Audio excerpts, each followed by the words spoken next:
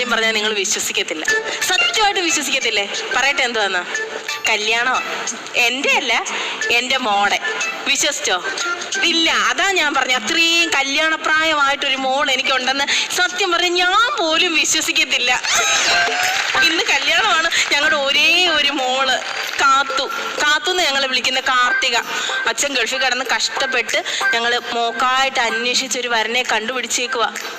നല്ലതായിട്ട് ഒരുങ്ങണ്ടായ ഞാന് കാര്യം പറഞ്ഞോണ്ട് നടക്കത്തില്ലേ? ഓ എന്റെ ദൈവമേ, ഇന്നെങ്കിലും കണ്ണ് ഒരുപോലെ എഴുതി തരണേ. ഇന്നലെ മത്തിയും ഒരെണ്ണം അയിലയുടെ കണ്ണുപോലെ ഇരിക്കുവായിരുന്നു.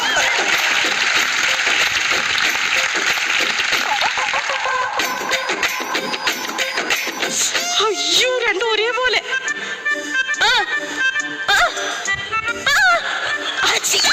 അയ്യോ, ഓ കണ്ടോ, ദിഗംബരന്റെ കണ്ണുപോലെ. എനിക്കറിയാം അല്ലേ ഇത് ഇങ്ങനെയൊക്കെ വരുത്തുള്ളെന്ന്.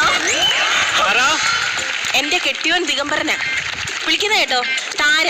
എന്റെ പേര് താരക പെണ്ണാളെന്നാണ്, പക്ഷെ എന്റെ കെട്ടിയോൻ എന്നെ താരാന്ന് വിളിക്കും. എന്റെ അമ്മായിമ്മയ്ക്ക് അത് തീരെ പോരാ, ഞാൻ അതൊന്നും മൈൻഡ് ചെയ്യാറില്ല. അതല്ലല്ലോ ഇപ്പൊ ഇവിടുത്തെ വിഷയം. ഓ എന്തോ സാധാരണ കെട്ടിയോന്മാര് പറയുന്ന ക്ലീശ ഡയലോഗ് ഉണ്ടല്ലോ, നിനക്ക് ഇത്ര ഒരുങ്ങിയാ പോരായോ, എത്ര നേരം കൊണ്ട് ഒരുങ്ങുക, എത്ര മണിക്കൂറായി, അതൊക്കെ ഞങ്ങള് നിന്റെ കല്യാണമാണോ?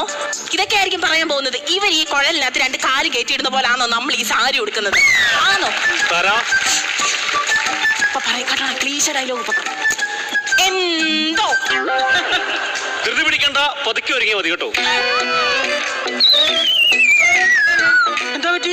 അൺബിലീവബിൾ. അതെന്തൊരു ബിൾബിൾ? എനിക്ക് വിശ്വസിക്കാൻ കഴിയുന്നില്ല. എന്തുവാ രവിയേട്ടാ, ഞാൻ തെറ്റിദ്ധരിച്ചു പോയി രവിയേട്ടൻ ഇങ്ങനെ പറയുമെന്ന്. അൺബിലീവബിൾ. എന്താണെന്നറിയാമോ? അതായത് സാധാരണ അങ്ങനെ അല്ലല്ലോ കെട്ടിയന്മാര് പറയുന്നത്. ഞാനിപ്പോ ഇവരോടൊക്കെ പറയുമായിരുന്നു. ഇപ്പൊ എന്റെ രവിയേട്ടൻ വന്നിട്ട് പറയും, മതിയടി ഒരുങ്ങിയത് എത്ര നേരമായി ഒരുങ്ങാൻ തുടങ്ങിയിട്ട്. അയ്യോ അൺബിലീവബിൾ.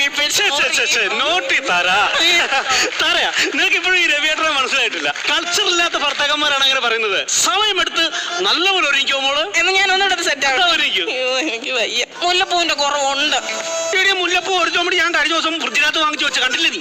അത് മുല്ലപ്പൂവായിരുന്നോ? ഞാൻ വിചാരിച്ചു പൊരിച്ചു വെച്ച പോപ്കോൺ ആണെന്ന്. കുഴപ്പമുണ്ട്. അയ്യോ, തിന്നപ്പോ അതിന്റെ മണം പോലും അറിയില്ലോ. മണം കൊണ്ടാ തിന്നത്. ഒരു കാര്യം ചെയ്യ്, തല വല്ല പ്ലാസ്റ്റിക് പൂ വല്ല വാങ്ങിച്ചു. അതെ, തലേ പ്ലാസ്റ്റിക് പൂ മേടിച്ചു വെക്കാൻ. ഇത് കാറിന്റെ ഡാഷ്ബോർഡ് അല്ല, എന്റെ തലേത്. 25,000 രൂപ കൊടുത്ത് ഞാൻ സ്ട്രൈറ്റ് ചെയ്ത മുടിക്കകത്ത് പ്ലാസ്റ്റിക് പൂ പറ്റത്തില്ല. അതങ്ങോട്ട് 25,000 രൂപ കൊടുത്ത് സ്ട്രൈറ്റ് ചെയ്തു. എന്താ രവിയേട്ടാ? പക്ഷെ നിന്റെ ചുരുണ്ട മുടി തന്നെയായിരുന്നു നല്ലത്. അതെന്താ? അതാകുമ്പോ പേനിന് പിടിക്കാൻ ഗ്രിപ്പ് ഉണ്ടായിരുന്നു. ഇപ്പൊ വേണ്ട, ഗ്രിപ്പ് ഇല്ലാതെ പേനെല്ലാം റയറിനെ കൂടെ നിരക്കുന്ന പോലെ താഴോട്ട് നിരക്കുന്നു. 25,000 കൊടുക്കുക. പൈസ കൊണ്ടെന്ന് കരുതി ഇങ്ങനെ അഹങ്കരിക്കരുത്. എത്രയോ ആൾക്കാർ പച്ചവെള്ളം പോലും കുടിക്കാൻ ഗതിയില്ലേ നടക്കുന്നു. ആ സമയത്താണ് നീ 25,000 രൂപ കൊടുത്ത് മുടി സ്ട്രൈറ്റ് ചെയ്യുന്നത്. വീട്ടേക്കുന്ന ലിപ്സ്റ്റിക്കിന് എത്ര രൂപ? 2,500 ലിപ്സ്റ്റിക്. കണ്ണിൽ എഴുതിയിരിക്കുന്ന ഏലിയൻ എത്ര രൂപ? ഏലിയനല്ല, ഐലൈനർ. അതിന് എത്ര രൂപ? 1,500. താരാ, സൈക്കത്തിലെ മണലാലിലേക്ക് കിടന്ന് കഷ്ടപ്പെട്ട ഞാനായിരുന്നു. 4,000 രൂപയുടെയും 2,500 രൂപയുടെയും ലിപ്സ്റ്റിക്കും ഐലൈനറും വാങ്ങിച്ച് കണ്ണെഴുതിട്ട് എന്തുവാടി പ്രയോജനം? നിനക്കൊക്കെ കാണാൻ പറ്റുമോ ഇത് എഴുതിയിട്ട്? പറ്റുമോ? നിനക്കൊക്കെ കാണാൻ പറ്റുമോ? ചുമ്മാ പൈസ കളഞ്ഞല്ലേ എഴുതി? 5 രൂപ ക്ഷീണിച്ചു ഉറക്കം കളഞ്ഞ വെളുപ്പാങ്കാലത്ത് എഴുന്നേറ്റാണ് ഞാൻ. എനിക്ക് മനസ്സിലായി.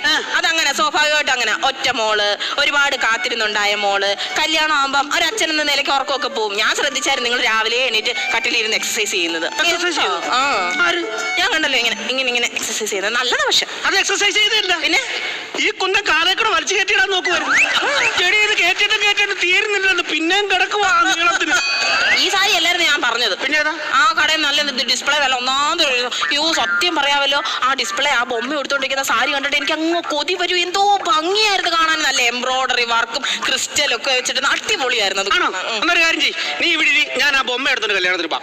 വലിയ തമാശയാണോ? വലിയ തമാശ. എനിക്ക് നിങ്ങൾ ടെൻഷൻ ഫ്രീ ആയിരിക്കുന്നുണ്ടല്ലോ ഇങ്ങനത്തെ തമാശയൊക്കെ പറയുന്നത്. ടെൻഷൻ ഫ്രീ എന്ന് പറഞ്ഞാൽ അമ്പലത്തിലോട്ട് പോകണം. ഇപ്പം അമ്പലത്തിലോട്ട് പോകേണ്ട കാര്യമില്ല. കാരണം എല്ലാത്തിനും ഓടാനായിട്ട് നമ്മുടെ കുമാരേട്ടനുണ്ടല്ലോ.